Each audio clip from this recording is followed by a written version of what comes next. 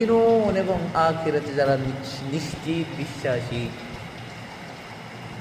অবিল আখিরাতি হুম ইউকিনুন, যারা আখিরাতকে বিশ্বাস করে। তোমার প্রতি যেটি নাজিল হয়েছে, মানে কি রসুলের প্রতি কোরআন নাজিল হয়েছে, কি কোরআন নাজিল হয়েছে, এই কোরআনের প্রতি বিশ্বাস আনতে হবে। বিশ্বাস আনলেই হবে না, পরিপূর্ণ তোমার জীবনে বাস্তবায়ন করতে হবে।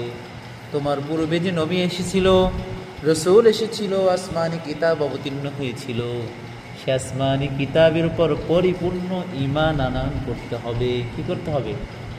ঈমান আনয়ন করতে হবে এবং আখিরাতকে বিশ্বাস করতে হবে এমনভাবে কিয়ামতের ময়দানে আল্লাহর সামনে দাঁড়িয়ে তোমার জীবনের হিসাব দিতে হবে।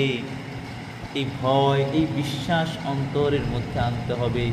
এই 6টি বিষয় যদি তোমার ভিতরে থাকে, উলাইকা আলা হুদাম মির রাব্বিহিম ওয়া উলাইকা হুমুল মুফলিহুন।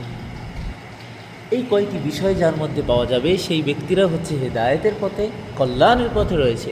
ওয়া উলাইকা হুমুল মুফলিহুন, এই 6টি বিষয় যে পরিপূর্ণভাবে পালন করবে, আদায় করবে, এই ব্যক্তিরাই হচ্ছে সফল কাম। কি কাম?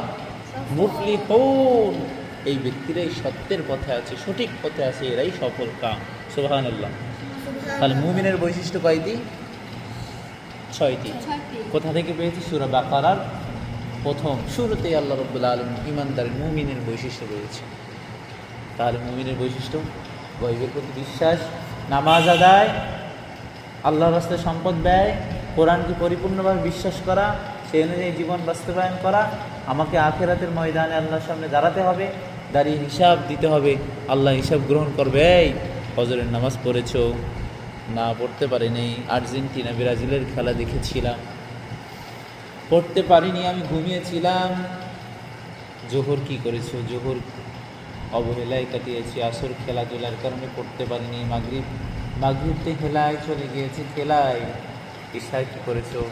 অবহেলায় ঘুমের ঘরে কাটিয়েছো, নামাজ পড়ো নাই। আল্লাহ তো সর্বপ্রথম কিয়ামতের ময়দানে নামাজের হিসাব নেবে না? তাহলে আল্লাহ যদি প্রশ্ন করে, প্রশ্ন উত্তর না দিতে পারো, তাহলে সফল হওয়া যাবে? সফল হতে হলে কী করতে হবে? 5 ওয়াক্ত নামাজ সঠিকভাবে আদায় করতে হবে। আদায় করতে হবে, মিথ্যা বলা যাবে না, মানুষের সাথে খারাপ ব্যবহার করা যাবে না, কোরআন পড়তে হবে, নামাজ পড়তে হবে, মানুষের সাথে সুন্দর ব্যবহার করতে হবে, তাই না? তাহলে তোমরা কি হতে পারবা? সফল কাম হতে হবে। কার কথা? এটা আল্লাহর। আল্লাহ সবাইকে আমল করার তৌফিক দান করুন, আমিন।